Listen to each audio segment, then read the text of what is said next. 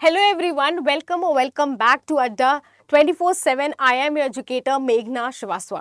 So 150 plus marks कैसे score होंगे, कैसे आपको प्रिपरेशन स्टार्ट करनी है, क्या स्ट्रैटेजी होनी चाहिए, आज सारी बातें डिस्कस करेंगे। सबसे पहले जो आपका CSIR का एग्ज़ाम होता है ये साल में 2 बार होता है, एक जून में एंड एक दिसंबर में। अब जो आपको CSIR टाइम देती है ये कुछ 6 मंथ का देती है फॉर प्रिपरेशन, लेकिन कुछ स्टूडेंट्स के लिए ये जो टाइम फ्रेम है ये 6 to 8 मंथ्स का होता है। इट मीन्स कि 6 से 8 महीने उन्हें लगते हैं पूरे सिलेबस को पढ़ के क्वालिफाई करने में, एंड कुछ स्टूडेंट्स को इवन 1 ईयर का टाइम भी लग सकता है अपने पूरे प्रिपरेशन को करने में। ऐसा क्यों होता है? क्योंकि कुछ स्टूडेंट्स अपनी प्रिपरेशन मास्टर्स के फर्स्ट ईयर से ही स्टार्ट कर देते हैं एंड कुछ स्टूडेंट्स जो होते हैं वो आफ्टर मास्टर्स पढ़ना शुरू करते हैं। एंड इस पर भी डिपेंड करता है कि आप कौन सी यूनिवर्सिटी से पढ़ रहे हैं। कुछ यूनिवर्सिटीज़ का जो सिलेबस है वो CSIR के सिलेबस से मैच करता है एंड कुछ यूनिवर्सिटीज़ का सिलेबस उतना मैच नहीं करता है, इसीलिए थोड़ा ये टाइम फ्रेम जो है वैरी करता है। अब जब आप प्रिपरेशन स्टार्ट करते हैं तो सबसे पहला काम जो आपको करना है is to download the syllabus. आपको सिलेबस बहुत अच्छे से डाउनलोड करके रीड करना है। आपको एक एनालिसिस कर लेनी है सिलेबस की। आपको देखना है कि सिलेबस में जो टॉपिक्स हैं या यूनिट्स हैं वो आपको कितना समझ में आ रहे हैं। कुछ स्टूडेंट्स को टॉपिक्स बिल्कुल भी समझ में नहीं आते, उनके लिए सब कुछ बहुत ही नया होता है। उनके लिए बहुत ही नया होता है बिकॉज आप मास्टर्स में डिफरेंट बैकग्राउंड के होते हैं एंड आपको यहाँ पर जो एक कंप्लीट स्टडी करनी होती है CSIR के सिलेबस में। तो सिलेबस में आपको एनालिसिस से 2 बातें देख लेनी है। एक तो आपके कौन से ऐसे टॉपिक्स हैं जो आपको समझ में आ रहे हैं, जो आपके अच्छे स्ट्रॉन्ग यूनिट्स हैं, एंड कौन से ऐसे टॉपिक्स या यूनिट्स हैं जो आपके उतने स्ट्रॉन्ग नहीं हैं। इसके बाद जब आप प्रिपरेशन स्टार्ट करेंगे तो सबसे पहले गाइज मैं बता दूं, आप सिलेबस डाउनलोड कर सकते हैं अड्डा की वेबसाइट से। आपको टाइप करना है सर्च में CSIR नेट सिलेबस अड्डा 24/7। एक पेज आपको मिलेगा, ओपन करना है, लास्ट में स्क्रॉल करके आपको लिंक्स दिए हैं, सारे सिलेबस यहाँ पर आपको सारे सब्जेक्ट्स के मिल जाएंगे। चलिए, तो एक बार आप सिलेबस डाउनलोड करते हैं, एनालिसिस करते हैं, आपको पता चल जाता है कि आपकी स्ट्रॉन्ग यूनिट्स कौन सी है और आपकी नॉट सो स्ट्रॉन्ग यूनिट कौन सी है। इसका फ़ायदा क्या होगा, चलिए समझते हैं। जब आप एग्ज़ाम देने जाते हैं, आपके पास लेट्स से आपके सिलेबस में जो नंबर ऑफ यूनिट्स है वो 10 है।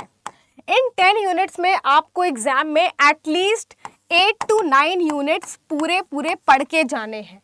इन 8 to 9 यूनिट्स में भी आपके 5 to 6 यूनिट्स फिंगर टिप पे होने चाहिए। ये वो यूनिट हैं जिसके क्वेश्चंस आप एग्ज़ाम में अटेम्प्ट करने वाले हैं। आपके एग्ज़ाम में आपके क्वेश्चन पेपर में चॉइस होती है, आपके पास ये चॉइस होती है कि आप क्वेश्चन सेलेक्ट करें कौन से आपको अटेम्प्ट करने हैं। तो आपको इन फिंगर टिप वाले यूनिट के क्वेश्चंस वहाँ अटेम्प्ट करके आने हैं, इसीलिए आपको 5 to 6 यूनिट ऐसी प्रिपेयर करनी है कि वो आपको अटेम्प्ट करना ही करना है। इसके अलावा जो यूनिट्स आपको कवर करनी होती है वो इसलिए है कि लेट्स से अगर आपके कोई इजी क्वेश्चन आ गया रेस्ट ऑफ द यूनिट से तो आप उन क्वेश्चन को भी अटेम्प्ट कर सकें, क्योंकि आप क्या एम कर रहे हैं कि 150 से भी ज़्यादा मार्क्स आपको लेकर के आना है।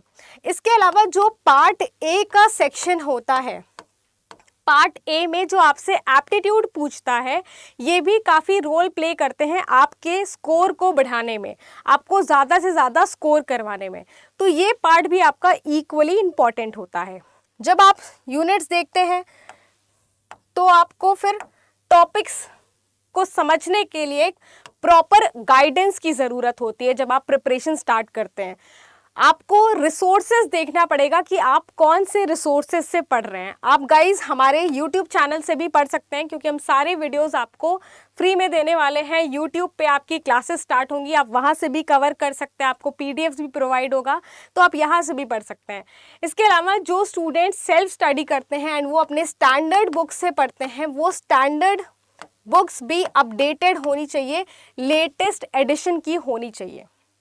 तो एक प्रॉपर गाइडेंस और एक रिसोर्सेज उतना ही इम्पॉर्टेंट है एग्ज़ाम में। इसके बाद जब आप टॉपिक को स्टार्ट करते हैं, आप यूनिट स्टार्ट करते हैं पढ़ना, यूनिट्स के अंदर जो टॉपिक्स है वो उसे आप स्टार्ट करते हैं, तो आपके लिए इम्पॉर्टेंट होता है कि आप थ्योरी को बहुत अच्छे से कवर करें। थ्योरी कवरेज बहुत इम्पॉर्टेंट होता है, क्योंकि आपके जो पार्ट बी के क्वेश्चंस होते हैं, उस पार्ट बी में आपसे सिंपल फैक्ट बेस्ड क्वेश्चन पूछा जाता है। फैक्ट बेस्ड क्वेश्चंस पूछे जाते हैं, मेमोरी बेस्ड क्वेश्चंस होते हैं, मेमोरी बेस्ड क्वेश्चंस होते हैं। तो इन क्वेश्चंस को सॉल्व करने के लिए आपको इम्पॉर्टेंट है कि टॉपिक में थ्योरी आपने अच्छे से कवर की है। इसके बाद आता है कॉन्सेप्ट। आपको कॉन्सेप्ट समझना है थ्योरी के साथ कि क्या कॉन्सेप्ट है। एंड लास्ट होता है एप्लीकेशन। आपको टॉपिक को अप्लाई करना आना चाहिए, क्योंकि आपके पार्ट सी के जो क्वेश्चंस होते हैं वो ऐसे होते हैं, अप्लाइड क्वेश्चंस होते हैं, साइंटिफिक बेसिस के होते हैं। आपके टॉपिक से ही क्वेश्चन होंगे, लेकिन थोड़े रिसर्च एस्पेक्ट के क्वेश्चन पूछे जाते हैं। इन क्वेश्चंस को अप्रोच करने के लिए टॉपिक की थ्योरी, कॉन्सेप्ट और एप्लीकेशन आपको अच्छे से समझ में आनी चाहिए। इसके बाद बहुत सारे ऐसे स्टूडेंट्स होते हैं जो कि प्रिपरेशन बहुत अच्छे से करते हैं, बहुत मेहनत करते हैं, इसके बावजूद वो एग्ज़ाम क्वालिफाई नहीं कर पाते हैं, क्योंकि वो लैक कर रहे होते हैं क्वेश्चन प्रैक्टिस में। क्वेश्चन प्रैक्टिस उतना ही इम्पॉर्टेंट है जितना टॉपिक को पढ़ना। प्रीवियस ईयर क्वेश्चंस आपको बहुत अच्छे से पढ़ लेना है। आपको हर एक टॉपिक से रिलेटेड प्रीवियस ईयर क्वेश्चंस के हर क्वेश्चंस को लगाना है। प्रीवियस ईयर क्वेश्चन से आपको पेपर का पैटर्न समझ में आता है, आपको क्वेश्चन का पैटर्न समझ में आता है। CSIR कभी भी क्वेश्चन रिपीट नहीं करती है, लेकिन पैटर्न हमेशा रिपीट होता है। तो आप एक बार पैटर्न समझ लेंगे तो आपको क्वेश्चन को अप्रोच करने में ईजी होगा एग्जाम के टाइम।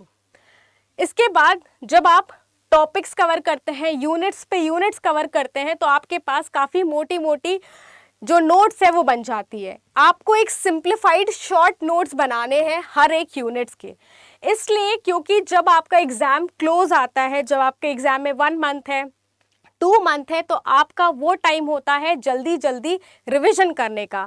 आपको मल्टीपल रिविजन्स कर लेने होते हैं उस टाइम पे आपके ये शॉर्ट नोट्स काफ़ी ज़्यादा काम आते हैं।